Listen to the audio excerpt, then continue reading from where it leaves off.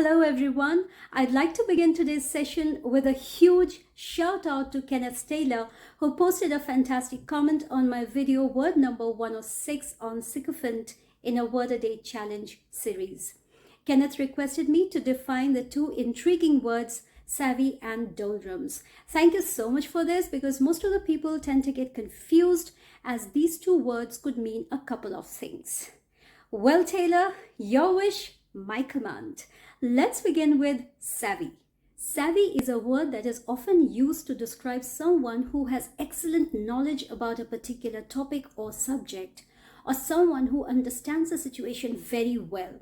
For example, imagine someone who's super knowledgeable about computers. Well, I'm not a computer savvy at all. I always need help. But my friend, she is quite savvy, especially when it comes to programming.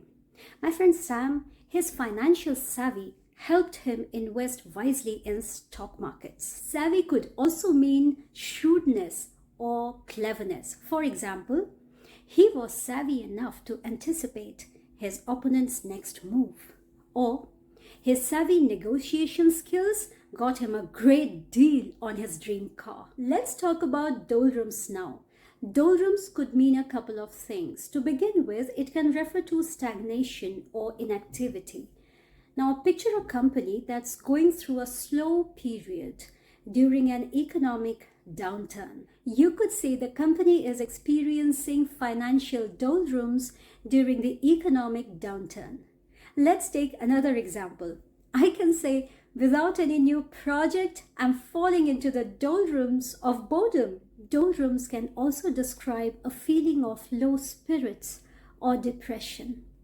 Imagine how you'd feel after a huge disappointment. Let's look at some examples.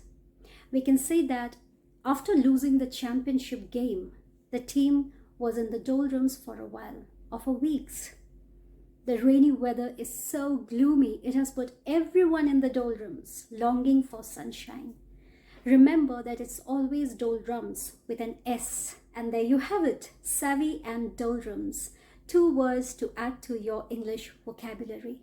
Remember, the more words you know, the better you will be able to express yourself.